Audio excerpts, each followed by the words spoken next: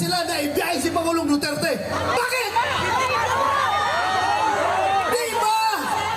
Di ba katungkulan na ating gobyerno ayon sa ating konstitusyon to protect, to serve and protect the Filipino people? Sinong siniservisyohan niya? Yung mga dayuhan, hindi ang Filipino people. Kasi ang Filipino people, yun ang pinadala niya doon sa dahig. Alam nyo,